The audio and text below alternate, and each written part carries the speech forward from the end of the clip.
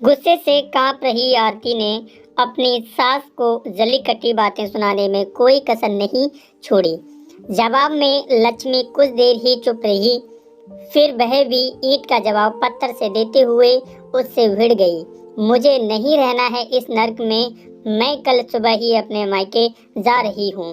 तुम्हारे माता पिता का बोझ मुझे नहीं ढोना है। धमकी देने के बाद आरती ने कमरे का दरवाजा अंदर से बंद कर लिया। ये मुझे कैसे दिन देखने पड़ रहे हैं। पहली बीवी चरित्रहीन थी, सो मुझे छोड़कर अपने प्रेमी के साथ भाग गई।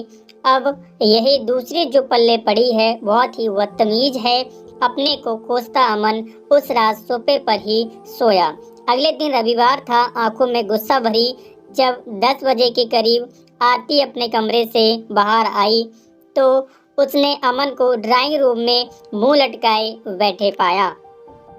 उसके पूछे बिना अमन ने उसे दुखी लहजे में बताया, मम्मी पापा सुबह की गाड़ी से मामा जी के पास मेरठ चले गए हैं। क्यों?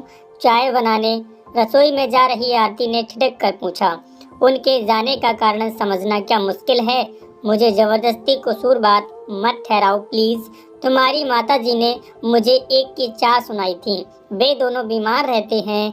घर से दूर जाकर उनकी कैसी भी दुर्गति हो तुम्हारी वला से। जब आज वे घर छोड़कर जाने वाले थे तो तुमने उन्हें रोका क्यों नहीं? मैंने बहुत कोशिश करी पर पापा नहीं माने। वे कब तक लौटेंगे?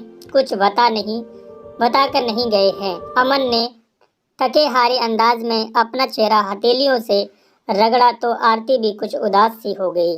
दोनों दिन भर सुस्त ही रहे पर शाम को उनका बाजार घूम आने का कार्यक्रम बन गया। पहले उन्होंने कुछ खरीदारी करी और फिर खाना भी बाहर ही खाया। उस रात आरती को जी भर के प्यार करते हुए अमन को एक बार भी अपने माता पिता का ध्यान नहीं आया। अगले 2-3 दिन उनके बीच झगड़ा नहीं हुआ।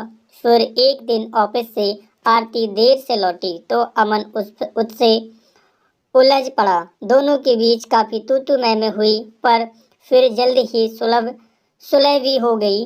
तब दोनों के मन में यह विचार एक साथ उभरा कि अगर लक्ष्मी घर में मौजूद होती तो यकीनन झगड़ा लंबा खिंचता।